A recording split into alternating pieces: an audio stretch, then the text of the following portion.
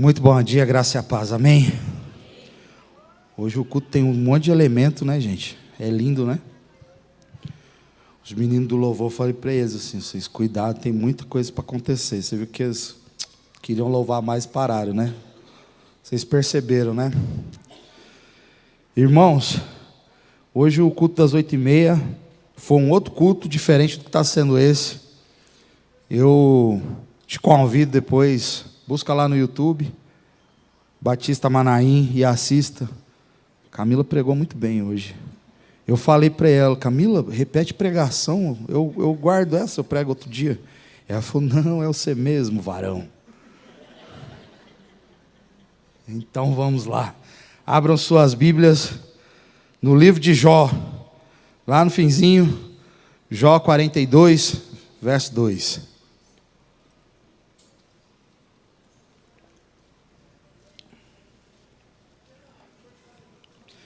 A gente vai tentar aqui explanar um pouquinho sobre Jó, apesar de ser muito conhecido.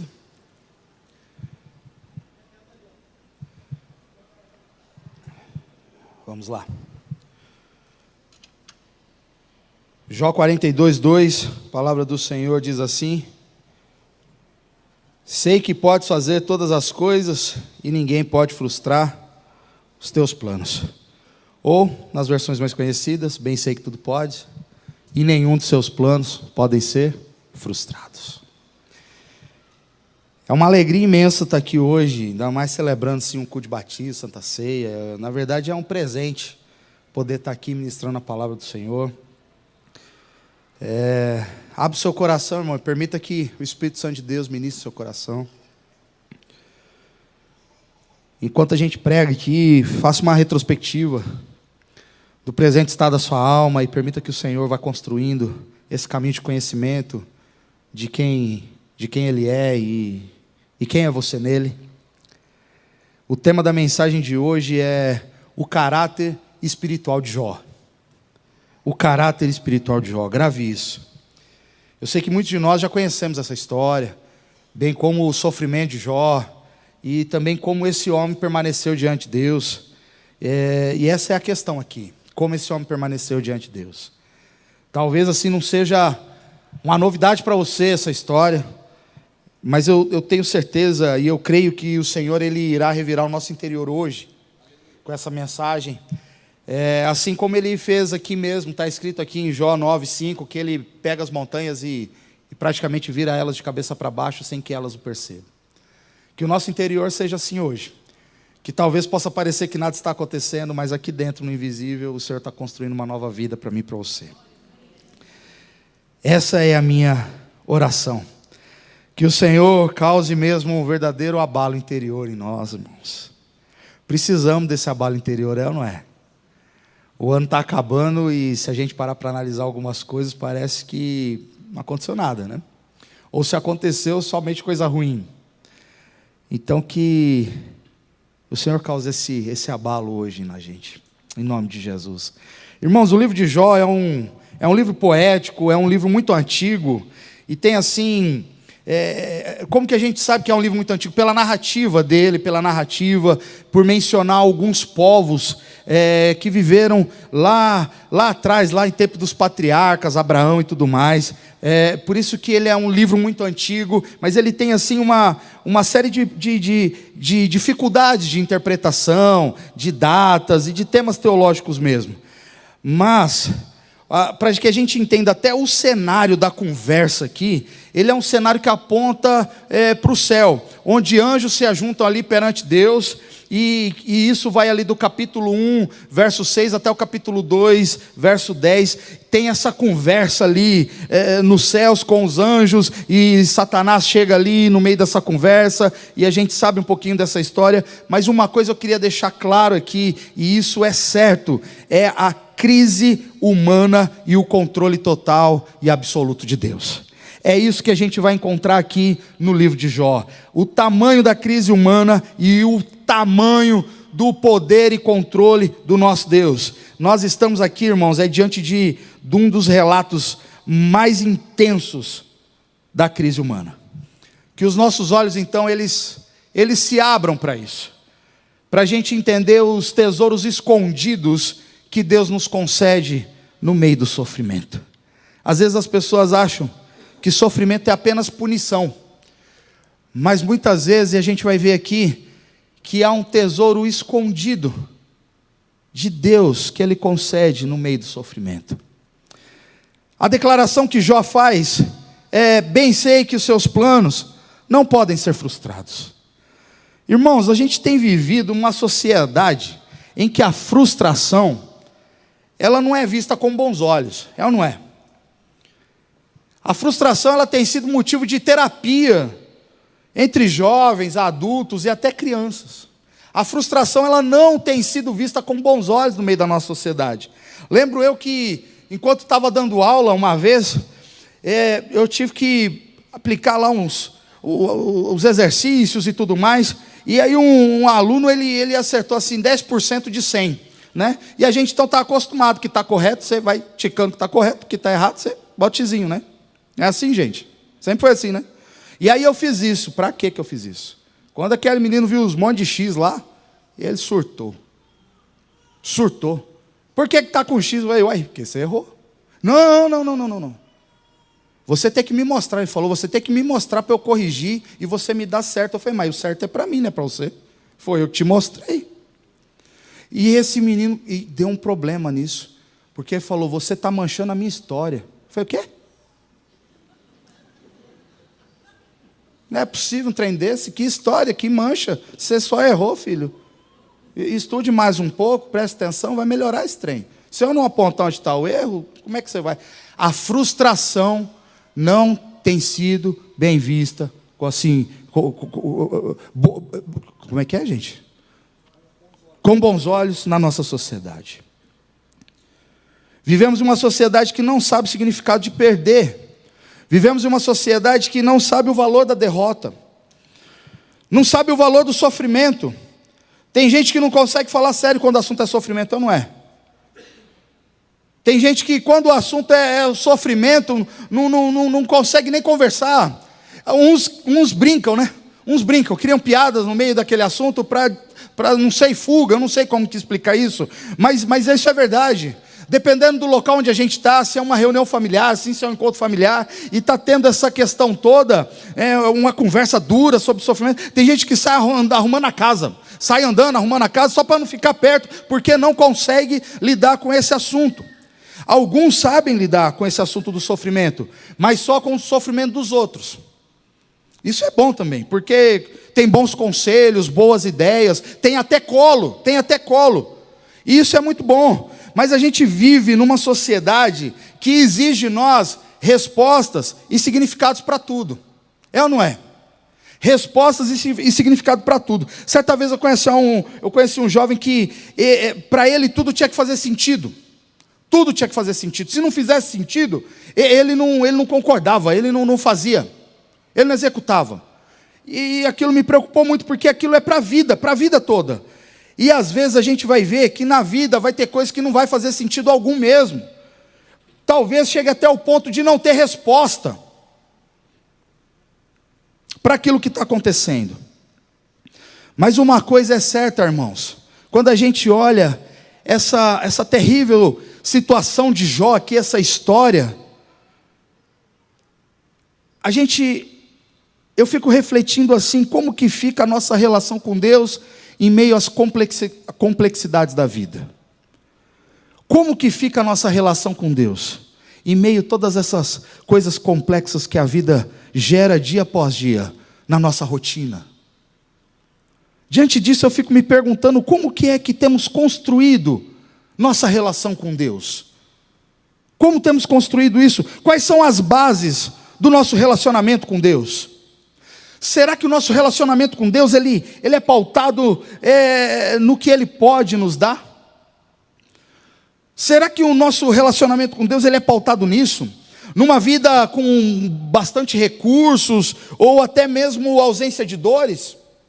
Será que é assim que a gente nivela o nosso relacionamento com Deus?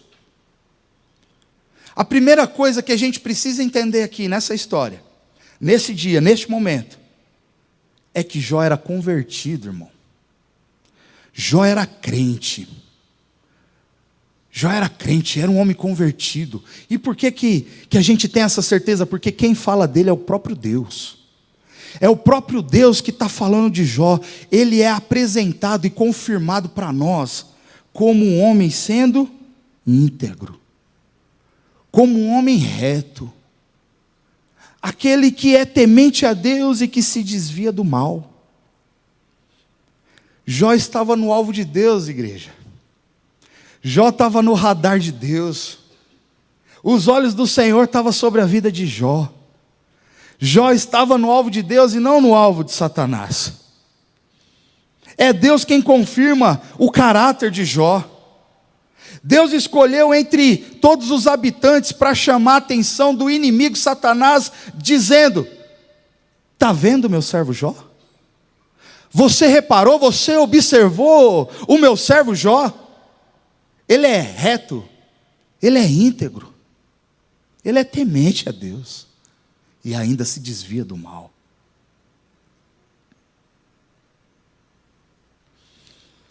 A gente sabe que nesse encontro, Satanás ele faz uma aposta com Deus, mas Deus não faz uma aposta com Satanás.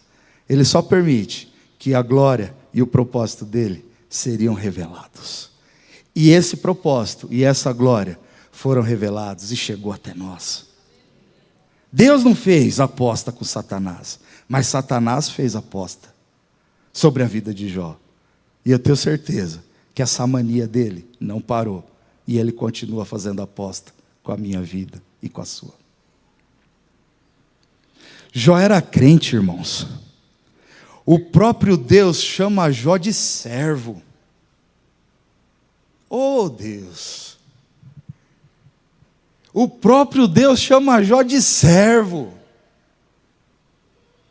Que caráter é esse desse homem, gente? Enquanto que Satanás, ele continua usando das mesmas estratégias. E qual que é a estratégia de Satanás?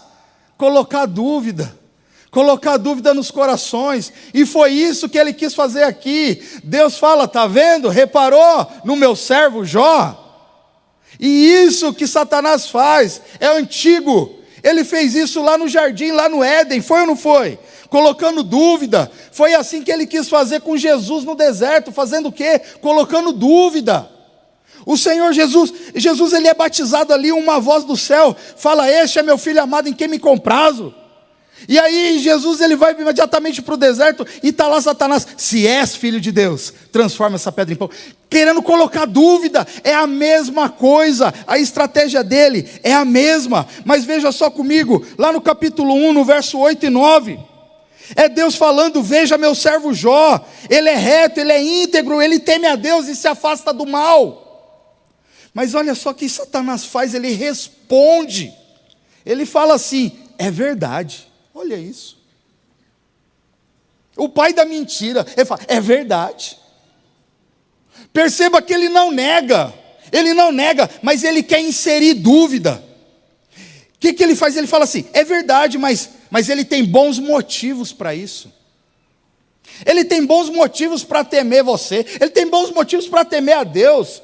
Você praticamente colocou ele numa redoma, num muro, ao redor dele. Ele tem bens, ele tem riquezas, a sua família é abençoada, enfim, tudo dá certo. Irmãos, Satanás não estava negando a integridade nem a piedade de Jó, ele não estava. Mas ele quis trazer desconfiança quanto à motivação da adoração desse homem. Foi isso que ele quis trazer. Era mais ou menos assim. Satanás queria trazer assim. Ele estava querendo dizer que Jó adorava a Deus, mas porque ele tinha alguns motivos ocultos ali. E era isso que ele queria provar. Eu fiz uma análise, irmãos, pesada diante desse cenário todo. E a análise pesada que eu fiz foi que, para Satanás, a integridade de Jó era apenas um bom negócio. Era apenas um bom negócio e nada mais. E a pior de tudo é que eu continuei essa análise, olhando para a minha vida, olhando para o cenário religioso do país e do mundo. E infelizmente, irmãos, até hoje, tem muitos irmãos evangélicos que está atrelado ao ser bem-sucedido. É um tipo de negócio esse também, é ou não é? Para muitos, é um negócio estar com Deus. Tem até igreja falando, venha para o nosso culto de network. Mas quando se tira algo dessa pessoa, a fé vai embora, vai junto. Porque infelizmente tem gente fazendo negócio, achando que ser cristão é ser bem sucedido. O ponto do inimigo Satanás aqui na história é: pode alguém adorar e servir a Deus por nada, em troco de nada? É possível existir uma relação pautada somente no amor, somente na adoração e na obediência ao Senhor, sem que lhe haja nada em troca, sem que nenhuma recompensa lhe seja dada, sem nenhuma motivação pessoal de interesse? Esse era o ponto do inimigo Satanás aqui. E foi isso que aconteceu. O Senhor permite que Satanás toque em Jó, lhe tirando os tais motivos de adoração, lhe tirando os tais motivos de obediência, de devoção, de temor, a ponto de Jó perder tudo. E quando isso acontece, qual foi a declaração desse homem? Em Jó 1:21 diz: nu saí do ventre de minha mãe, e nu eu vou partir. O Senhor deu, o Senhor tira, louvado seja o nome do Senhor. Mas não satisfeito com isso, Satanás, ele propõe algo ainda mais cruel, mais sujo, mais destruidor, mais baixo. No capítulo 2, no verso 4, eu te desafio, irmãos, a ler Jó depois. Mas assim, pega um dia de folga e faça isso. Assim, numa sentada assim, prepara um café bom, pega uma aguinha lá, põe do lado e leia Jó do início ao fim, assim, com uma história mesmo assim, completa. Começo, meio e fim. E você vai ver, no capítulo 2, aqui no verso 4, Satanás ele propõe algo mais destruidor. Ele chega a dizer assim: pele por pele. Um homem dará tudo pela sua própria vida. Foi tirado bens, foi tirado família, foi tirado todos os recursos, mas ele ainda não reclamou. Ele diz: o Senhor deu, o Senhor tira, louvado seja o nome do Senhor. Agora, pele por pele, e eu quero ver esse Jó continuar sendo temente a ti. Sabemos que Jó foi ferido com uma doença terrível, irmãos. Jó então está nesse momento sozinho, sem bem, sem filho, sem casa, sem nada, ainda para ajudar. A mulher do homem chega nele e fala: amaldiçoa logo seu Deus, homem, e morre. Mas a palavra do Senhor diz logo na sequência que em tudo Jó nunca pecou com seus próprios lábios. Nós conhecemos a história. Os amigos de Jó, eles chegam até Jó para consolar Jó. E eles até começaram bem. Eles passaram ali uma semana, alguns dias, sem dizer algo para Jó, só chorando do lado desse homem. Eles começaram bem. Mas a compreensão deles diante da situação era perturbadora. Era perturbadora. E por quê? Porque na concepção deles, Deus castiga os ímpios com sofrimento. Ou seja, Deus retribui segundo a nossa medida. E isso não é verdade, nós sabemos disso. Deus, ele retribui segundo a sua medida, de graça, de misericórdia, de amor. Mas tem uma coisa, irmãos, Deus é justo até nisso. Se você planta goiaba, o que é que vai nascer? Goiaba, não nasce abacate. Tem gente que planta ódio, confusão, briga, discussão, diz que me diz, fofoca, a vida inteira. Vai colher o quê, irmão?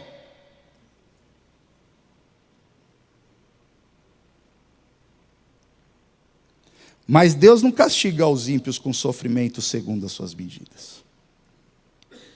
Deus retribui segundo a sua própria medida de graça e de misericórdia. Para que a gente entenda, irmãos, os amigos de Jó, eles pensavam mais ou menos assim. Porque quando a gente lê lá, parece que os amigos estão dando bons conselhos para Jó. Parece, mas não é.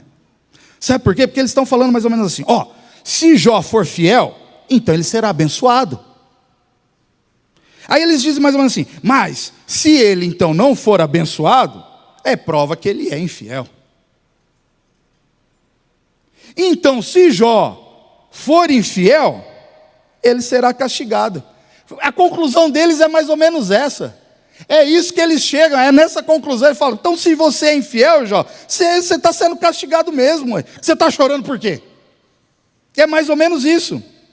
Perceba só como é sutil, irmãos. Esse aqui é mais ou menos o golpe que o inimigo dá ali em Eva, em Adão ali no jardim.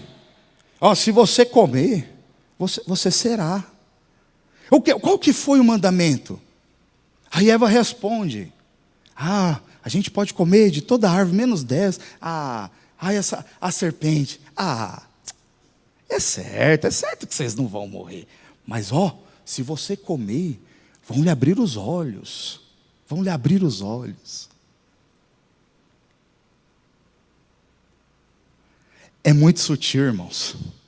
Por isso que muitas vezes quando a gente lê Jó, a gente fala: ué, mas o que tem de errado aqui com os amigos de Jó? Eles estão dando bons conselhos.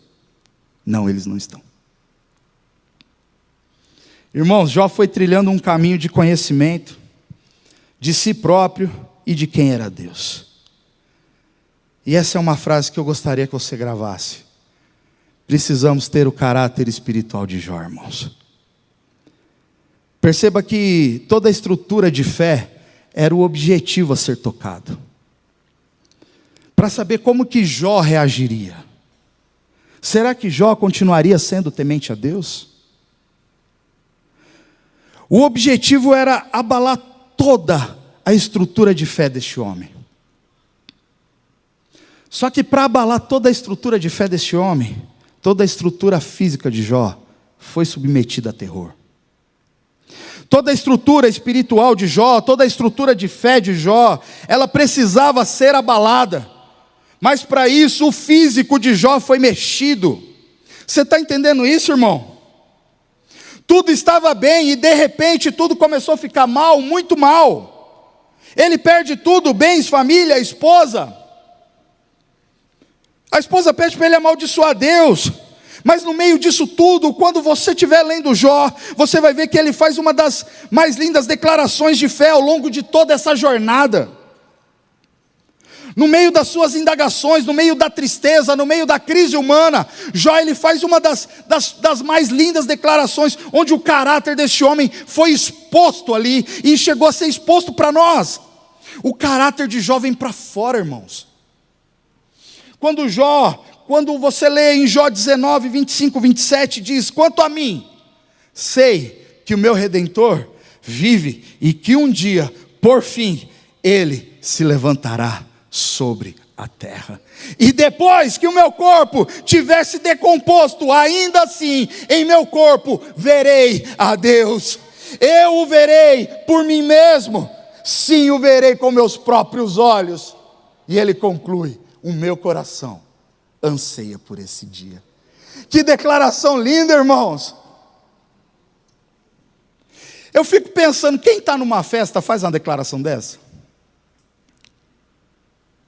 Quem está diante assim de festa e tudo mais, consegue fazer uma declaração dessa, irmãos? Agora quem está chorando de joelho no chão faz.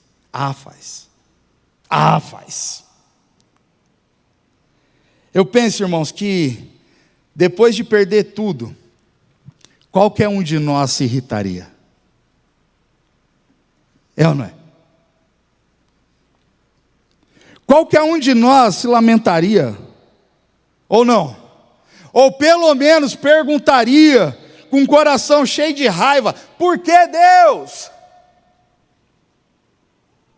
Por que Deus? Precisamos entender, irmãos, que muitas vezes toda a nossa estrutura física ela será mexida simplesmente para provar como é a nossa estrutura espiritual, simplesmente para provar como é a nossa estrutura de fé. Você já parou para pensar nisso, irmãos? Que talvez você está sendo provado agora?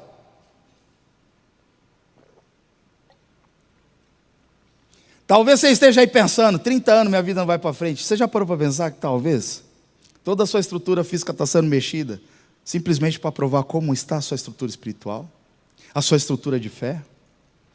Eu lembro de Deuteronômio 8, que fala mais ou menos assim: te fiz passar fome, frio, sede, só para saber onde estava o seu coração. Há situações, irmãos, que acontecem de forma negativa, acontecem em meio à dor, a muita dor, em meio a muito sofrimento, mas não é por causa do pecado, mas sim porque Deus tem seus meios de agir. Nem tudo que dá errado é pecado, irmãos. Nem tudo que é errado é pecado. Borracha com X, é errado, é pecado. É quase um pecado, né? Nem tudo que dá errado, irmãos, quer dizer que é porque está sofrendo pecado ali, está cometendo pecado. E nessa sociedade moderna que a gente vive, obcecada por descobrir a origem das coisas, e convicta que somente por um método, que é esse de descobrir, pode chegar à verdadeira compreensão, essa sociedade sofre, porque, por exemplo, o problema do sofrimento, eles não têm resposta, não tem resposta, e aí quase sempre eles procuram um bode. O que é o bode? É o exemplo de um culpado, que era isso lá no Antigo Testamento, que Camila falou hoje aqui de manhã. Então sempre procura um bode, ou seja, quem que é o culpado? E geralmente a resposta quem é? Deus. O Senhor não se importa. Deus, o Senhor não olha para mim. Eu vou chamar o louvor novamente. Pode se preparando, irmãos. A verdade, irmãos, é que a gente tem tido muitas receitas para as coisas, é ou não é? A gente está com explicação para tudo, é ou não é? A gente tem explicação para tudo. Nesse mundo polarizado, a gente tem explicação para tudo. É ou não é? O ano começou com muitas pessoas dizendo que a guerra lá na Ucrânia não seria nada. Em 20 dias acabaria. Está até hoje. Começamos, não é isso? Depois de especialista em guerra, nós viramos especialista político, né? Deu errado também, né? Para muitos, né? Agora, nós somos especialistas de futebol. A gente escala, a gente muda, a gente está com a mão na taça já. Porque nós temos receita para tudo, explicação para tudo. Se algo dá errado, é porque está pecando. É ou não é assim, irmãos, que a gente pensa? E o pior de tudo, muitas vezes a gente dá até o nome do pecado do irmão. Ele fala, é por isso. Está dando errado aqui, é por isso.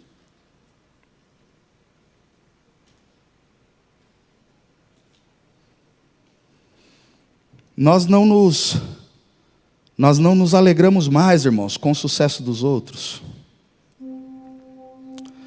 Nós temos tido ciúmes, inveja.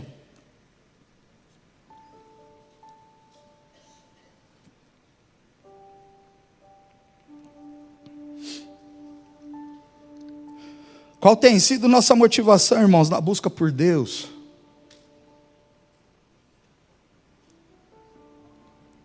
Quais são as nossas expectativas? Quais são os nossos interesses no Senhor? Mudar uma história que infelizmente a gente não consegue com nossas habilidades. Mudar uma história que infelizmente a gente não consegue com um currículo, com um diploma. Quais são as expectativas, irmãos? Quais são os nossos interesses? Precisamos ter o caráter espiritual de Jó,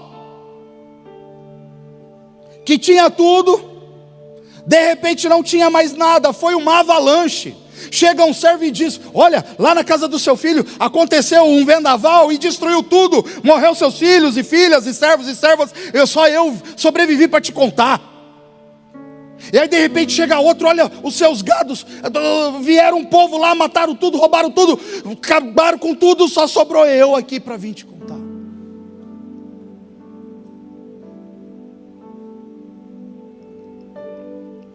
Tudo acontece de pior com este homem.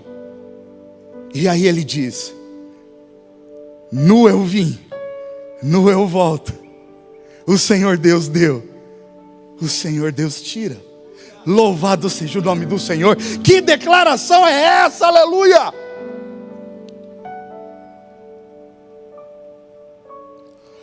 Só que chega um momento, irmãos, que o diálogo de Jó, ele não é mais com os amigos, ele não é mais sozinho. O diálogo de Jó, ele é com o próprio Deus.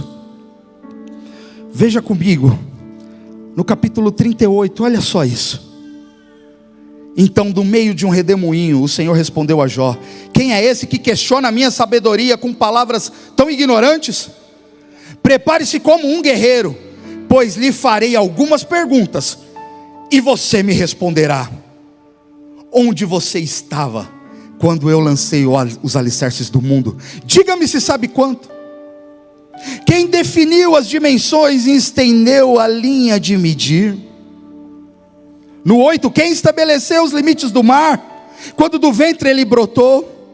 No 9, quando eu o vesti com as nuvens e o envolvi com escuridão profunda? No 22, você alguma vez deu ordem para que amanhã aparecesse, e fez o amanhecer se levantar no leste? No 17, você sabe onde ficam as portas da morte? No 18, tem ideia da extensão da terra?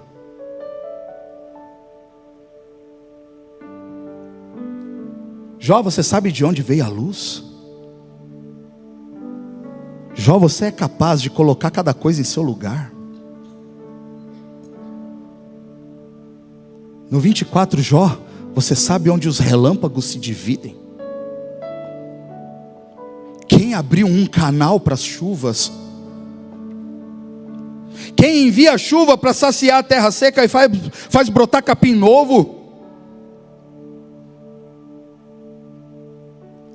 Jó, você é capaz de controlar as estrelas?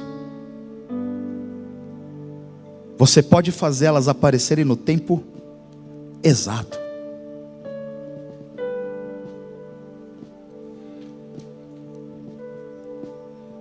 E essas perguntas do próprio Deus para Jó, elas continuam no capítulo 38, 39. Quando chega no capítulo 40, a palavra do Senhor diz que Jó tapa a boca.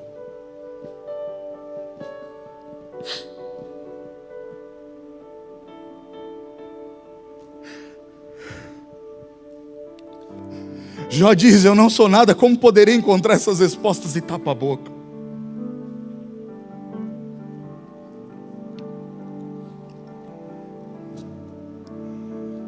No capítulo 41, o Senhor chega a falar: você é capaz de pegar o Leviatã com o anzol? Leviatã é a figura satânica aqui.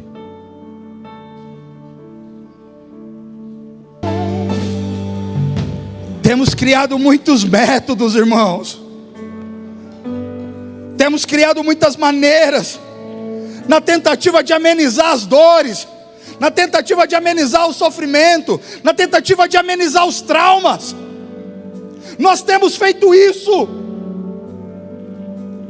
Esses dias eu vi um vídeo que muitos acham lindo. Eu assisti algumas vezes porque aquilo me revirou. Eu vi 6 adultos tentando agradar uma criança para cortar o cabelo. A cadeira era um carro, uma espaçonave.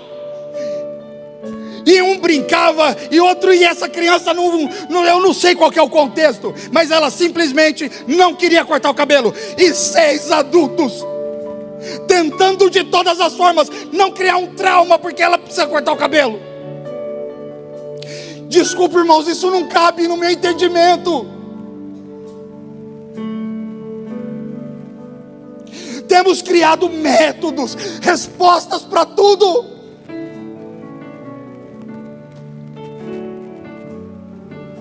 Mas uma coisa a gente aprende aqui, irmãos: O sofrimento de Jó levou Jó a penetrar no silêncio. E nesse silêncio houve um encontro. Jó foi encontrado por Deus. Os segredos de Jó foram revelados diante do Senhor, irmãos. As motivações secretas de Jó foram ali reveladas diante do Senhor.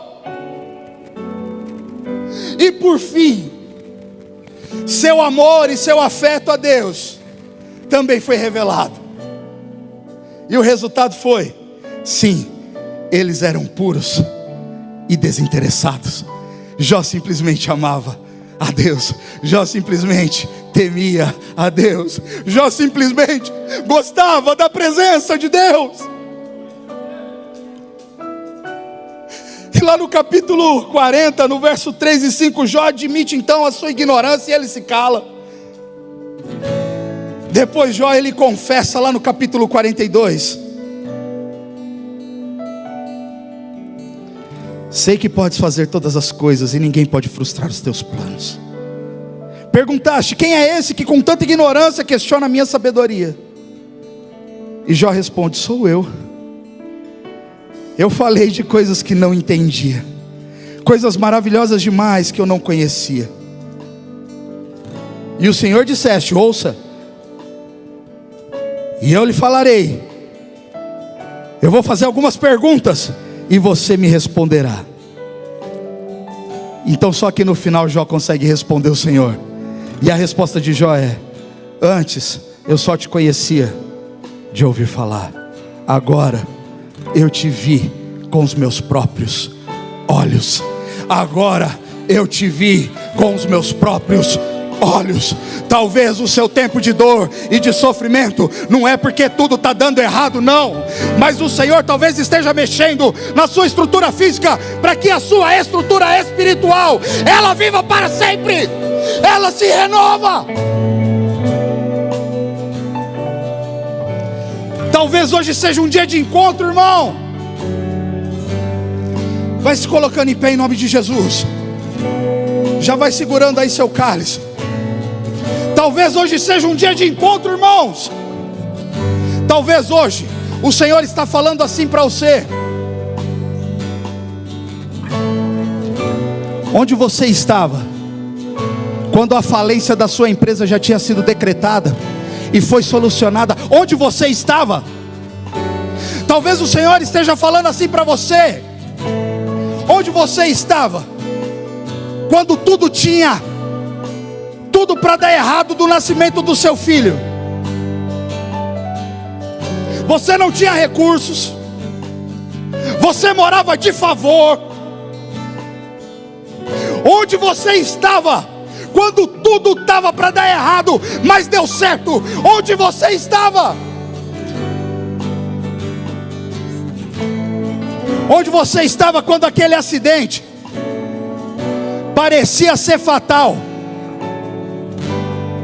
mas só ficaram umas marquinhas, só alguns arranhões? Onde você estava? Onde você estava, irmão, quando aquela porta de emprego ela se abriu e você sabia que tinha tantos outros lá, mais competentes que você, mais habilidosos que você? Você sabia disso? Onde você estava quando eles não entraram, mas você entrou? Onde você estava, irmão? Precisamos ter o caráter de Cristo. Precisamos ter esse mesmo caráter espiritual de Jó. E para isso, o Senhor é capaz de mexer em toda a nossa estrutura física, para que o nosso caráter espiritual, para que o nosso caráter de fé seja aprovado. Você pode acompanhar todo o nosso conteúdo baixando o nosso aplicativo ou seguindo as nossas mídias digitais usando o QR Code. Deus te abençoe!